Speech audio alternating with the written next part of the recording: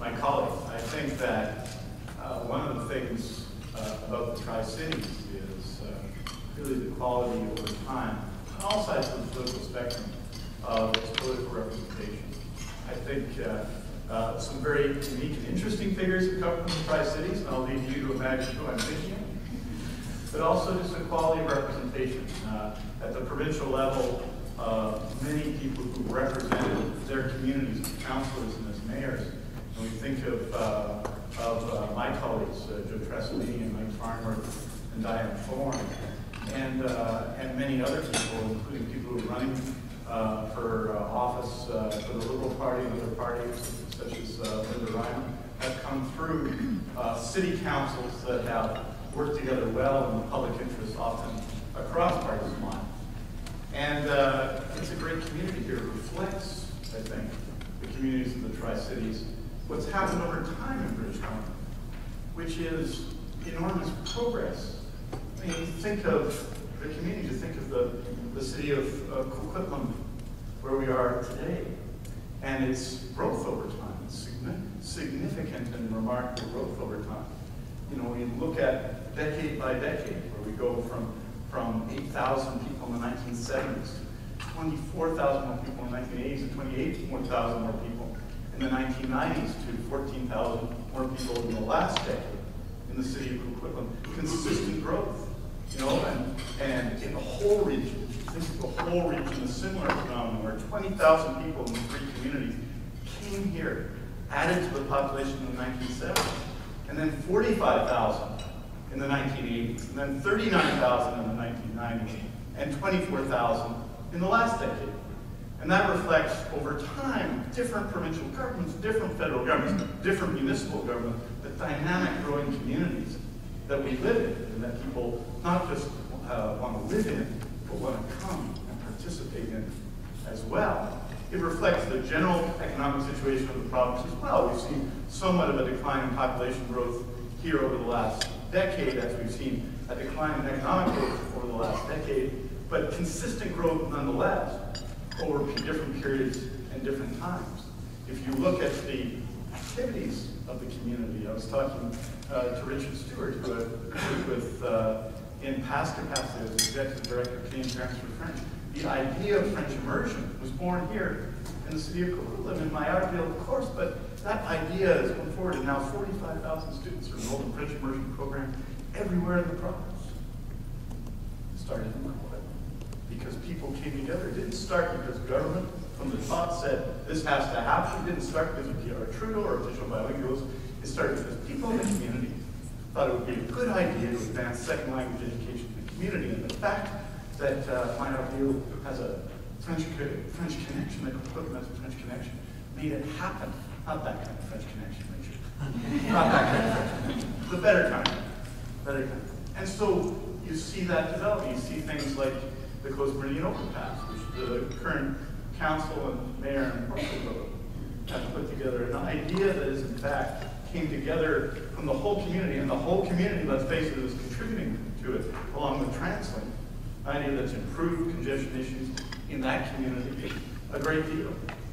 You see it in other proposals. The city of Port Moody was the first city, I think, to ban cosmetic pesticides and take an environmental leadership position that has been followed throughout the province. But what we see in this community as it works at the grassroots level, and even at the chamber here, where the focus on youth mentorship is something that the whole community benefits from. The idea that our future nonprofit directors and our future small business leaders and business leaders in general require support and mentorship, and that the Chamber of Commerce, including pursuing its other goals, is focused on that, shows what the community can do together, the labor movement and the business community working together on the United Way. I think what it tells us is that the quality of life and the quality of public participation in our communities everywhere in British Columbia, but here in the Tri-Cities in particular, is not well reflected in our political debate. And I think that has to change. Now, as you know, we're entering into an election period in British Columbia. And the Liberal Party and its friends have run one or two negative ads about, well, me. I'm worried they're going to produce a monster movie about me soon, and I won't feel badly about that as long as it's not made in Ontario. The reality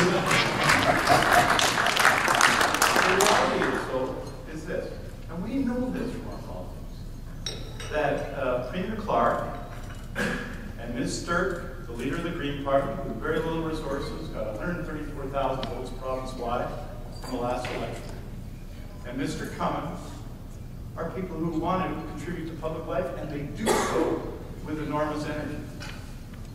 We know this in our local campaigns, because sometimes you win and sometimes you lose, and we in the NDP, we know that all too well.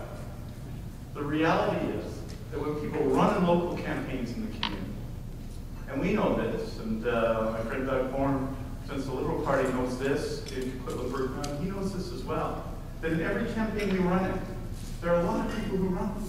There are often 5 or 6 or 7 or 8 candidates, and most of them lose. By definition, most of them lose. There is only one winner in our system, and that's what happens. The people who run and lose get nothing from it. Perhaps a little bit of ego gratification. From time to time, a little bit of ego deflation as well. But they contribute to our democracy. And I think the time has passed when we should be attacking people personally who are contributing to making our communities better. And I'm not going to do it.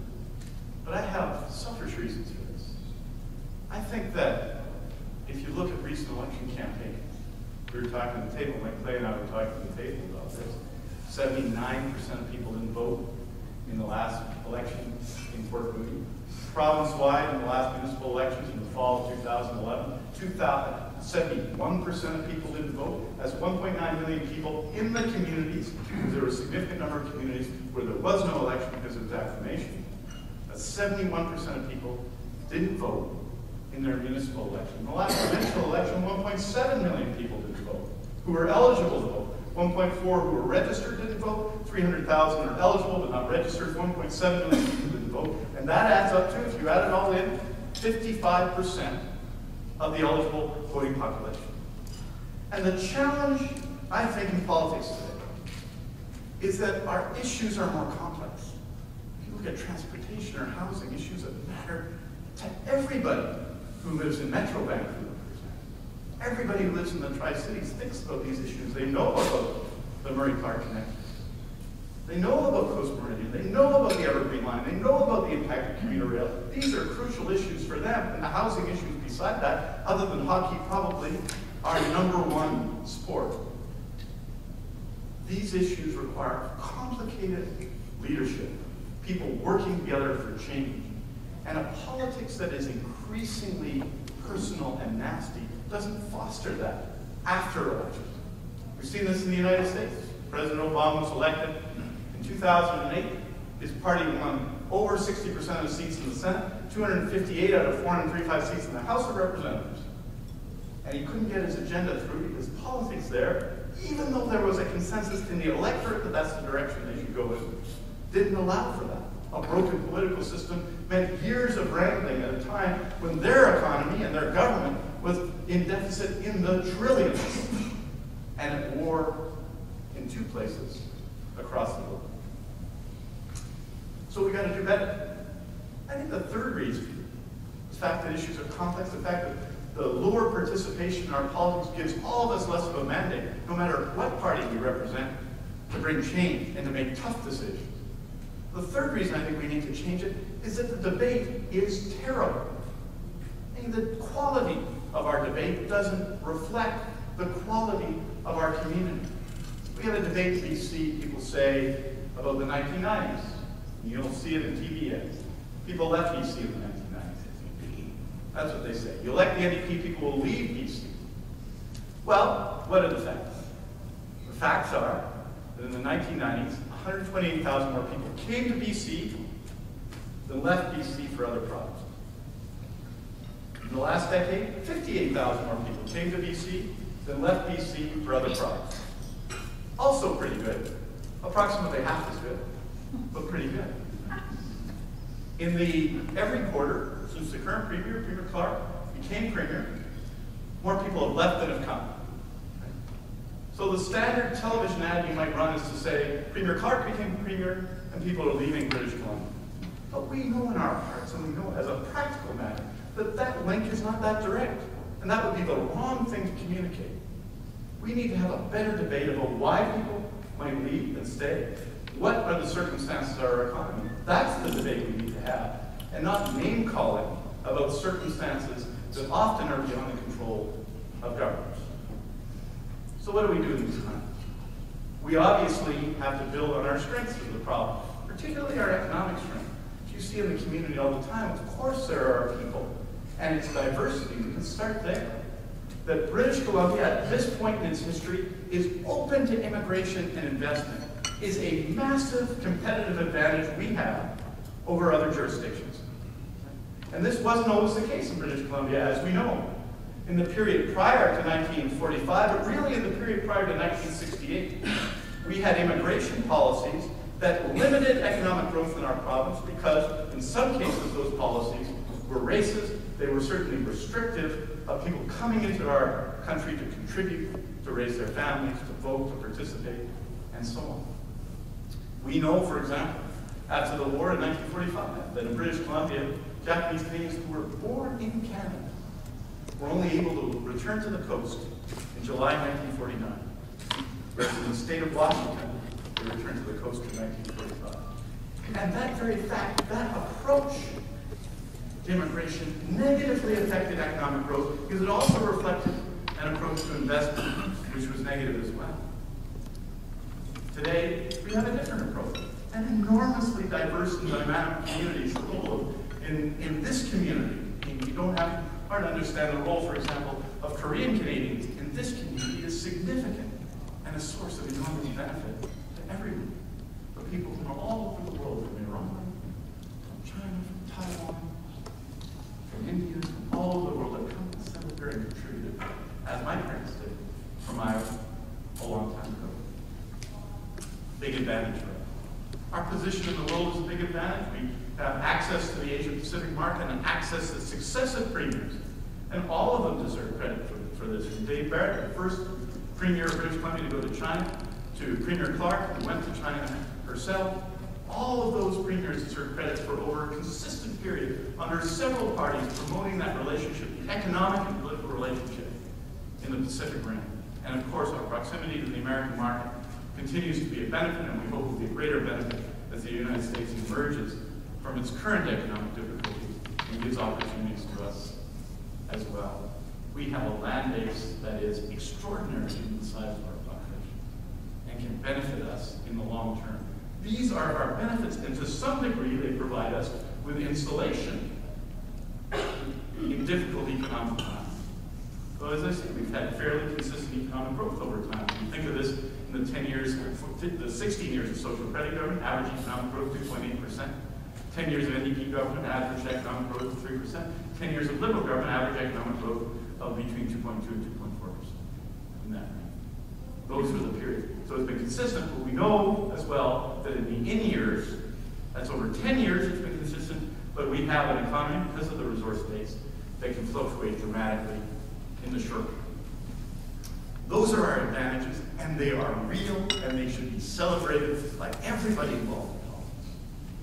But at the same time, we have, I think, 4 sets of significant challenges that I think should be the key issues in the coming election. The first is that we are less productive than we should be, and we need to be as an economy. Our productivity, for example, in the last 6 years has been half of the Canadian average. We used to be one of the most productive provinces in the country. We're now in the second tier of that, the second half of that in productivity, and Canada is less productive than the world, and that is a problem for our economy. To sum it up really succinctly, we don't make things anymore, and we don't raise their value enough in our economy, and that is a long-term challenge. The second challenge, and it's obvious if you live anywhere in Metro Vancouver and anywhere around the province, is that there is enormous pressure on the middle class. We have higher rates of inequality in British Columbia than they have in any other province in the country.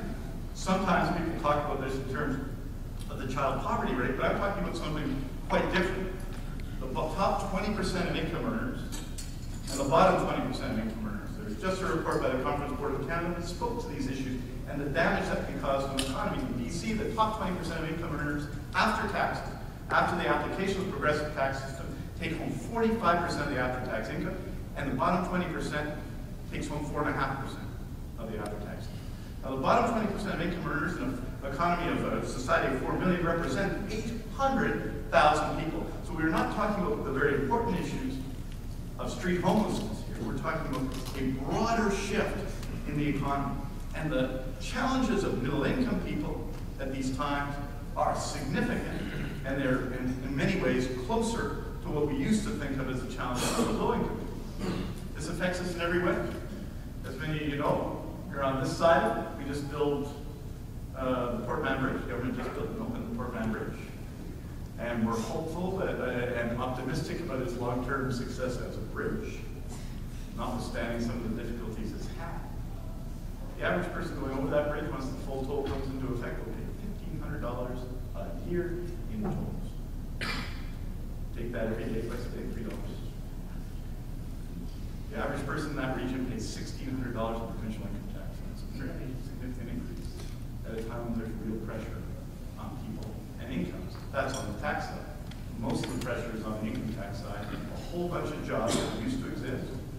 35,000 fewer people working forestry than 10 years ago. Those were primarily middle-class jobs lost. And while you could say that that's the current government's fault, in fact, that reflects a broader challenge in the economy than any other over that period. We're losing middle-class jobs. And that's a challenge for everyone because they're the bulwark of communities. So that's a second challenge. Because really, the growth of inequality in the world is related to the increasing role of technology. And the people who succeed are the people who are given the power of the education over that technology, and that's important. And the third set of problems we face are problems of sustainability, which are significant ones. You know, there are timber supply areas in BC where 90% of the trees are dead. This is related to pine beetle and climate change. And so the connection for those people, you don't have to go to those communities and tell people there's a connection between the economy and the environment. You certainly don't have to talk to people who are mayors and representing people in our region to know the importance in this community. It's always been important. And things, it's not to say some improvements haven't occurred. In fact, they have. Someone who has mild asthma, I enjoy life in Fort Moody much more than I used to. When I was working here, I worked here in the late 1980s in Fort Moody. But we have challenges and changes to make that are fundamental to our life and our economy.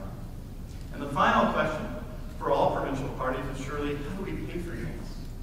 How do we come together and pay for things? The example of Port Mann Bridge is a real challenge, but how do we pay for things in this society? The current government has run 4 consecutive deficit budgets. First one, at the time of the last election, was supposed to be $495 million. It proved to be 5 times that, but they campaigned that it would be $495 million. We've seen an increase in debt and deficit. We see governments making announcements that go out to 2015 and 16 and 17, and we have real challenges ahead of us. Just give a sense of it. In this year, the government's going to suggest that it's balancing the budget. In fact, what we're going to see this year is a massive and unprecedented sale of government assets in 1 year to claim a balanced budget in that year.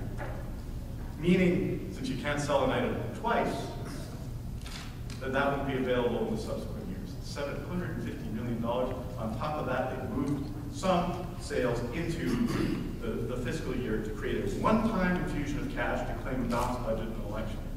Now, governments have always bought and sold assets. That makes sense. Translink does it, everyone does it. All governments do it. They exchange assets sometimes. But for deficit purposes, for political purposes, sell out assets. For example, in the city of Surrey, where I think it's fair to say they're going to see population growth into the future of 100,000 people a decade, simply does not make sense.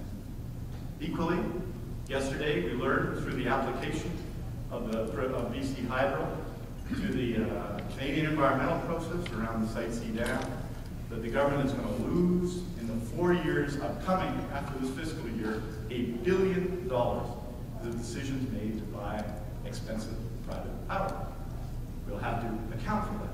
And just one more thing, so we can go on a list.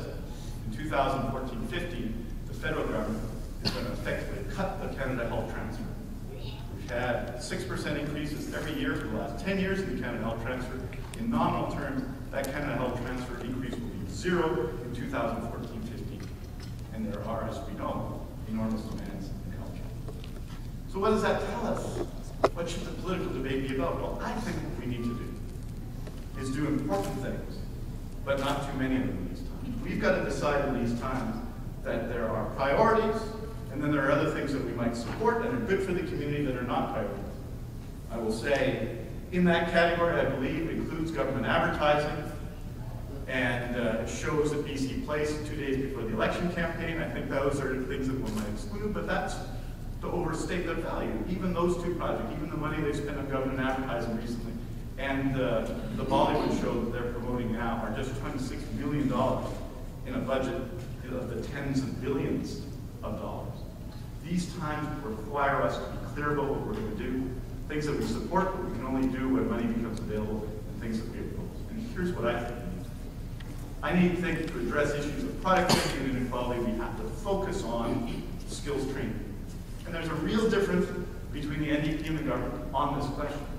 As you know, in the last budget, really the only thing, and it was bragged about in the budget, that the government cut in nominal terms went forward was the Ministry of Advanced Education, and effectively budget for skills training. I don't think that was the right approach, and clearly they've changed their view on it, at least in their advertising, since then. We have an apprenticeship system in British Columbia where completion rates are 37%.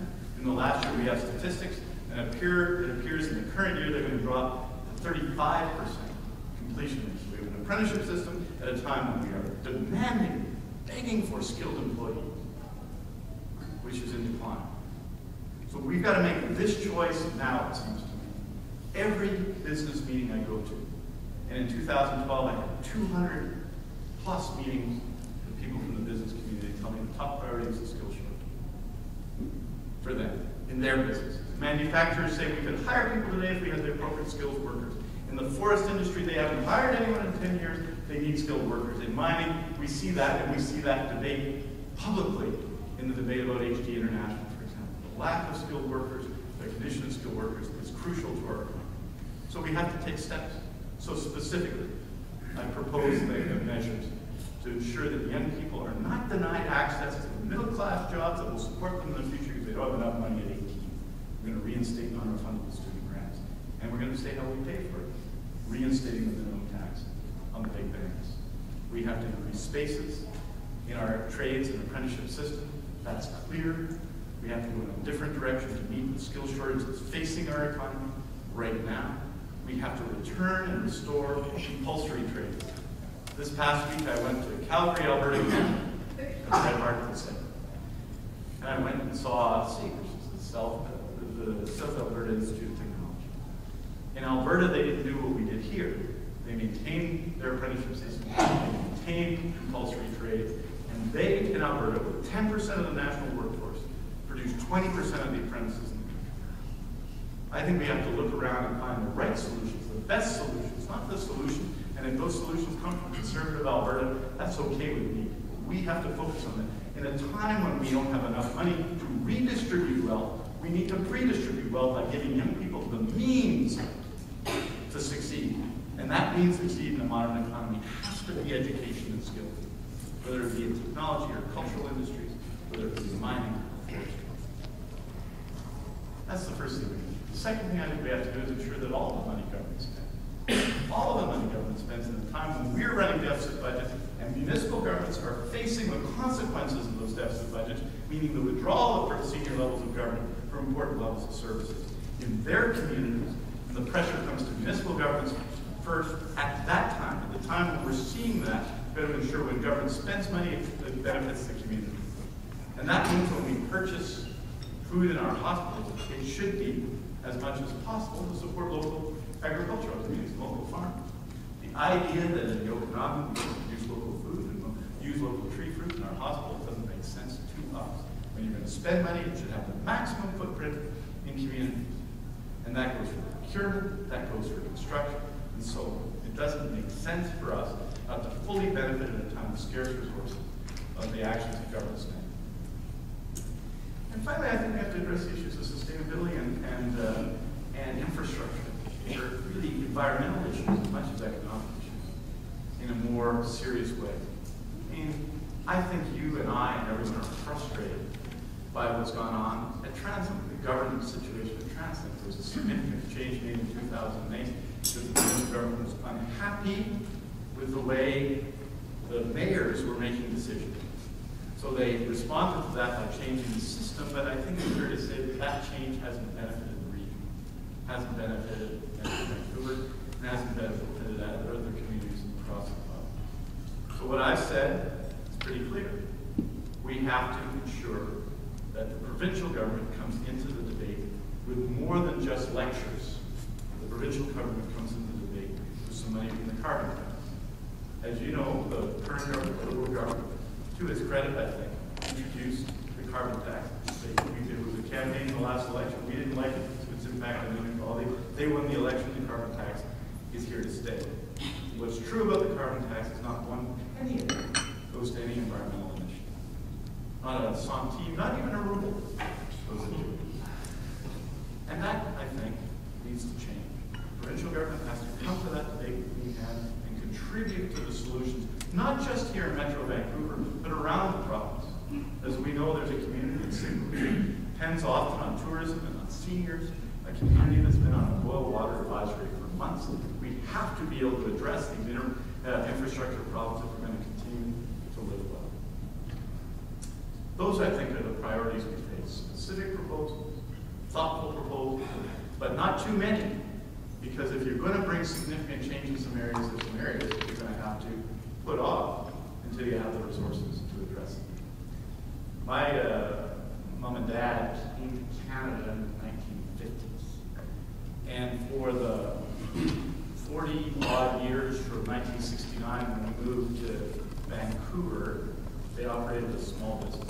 My dad retired at 81. My mom retired at 76. He was the president. She was the vice president in the even years. And then the odd years they switched. He retired at 81. My mom retired at 76 because they loved what they did. They ran a small business and they raised us, and they could not have been more generous to us as parents. Sometimes and often I reflect now as to whether we could have sacrificed more for them than they did, because they sacrificed everything for us. They still do, in fact, even in retirement. The reason they ran their businesses for so long, I go around Vancouver and I run into people who say hi to your dad for me, we really miss him. Because their community, the people, as is the case with many of your businesses, the people that they worked with in business were kind of their family. That's why they kept doing it so long. I think that we have an obligation in these times to have a serious debate and a policy. To be true to what they did. They made lives better for their children than they were for them. And we as communities have to make lives better for our children and grandchildren than they are for us now. Which requires us, I think, in these times, to be more generous with one another, to be hard on issues, to have great debates about the choices facing us as communities, but to be generous to one another in those debates. I think people involved in public life should respect the institutions of public life. And that's what I would hope to do as Premier. And anyone who knows Selena Robinson, anybody who knows Mike Farmer, anyone who knows Diane Thorne and Joe Trasimini, but also Dennis, who ran for the Liberal Party, and Linda Ryan, knows that they want to be worthy of that too. And that we can do better as a community than we've done in the last decade. So that's what I intend to do, to run, hopefully, in an election campaign that doesn't see an NDP victory because Premier Clark is unpopular, or the Liberals did the HSE, but an election where we win a mandate to bring positive change to our entire province. Thank you for having me here.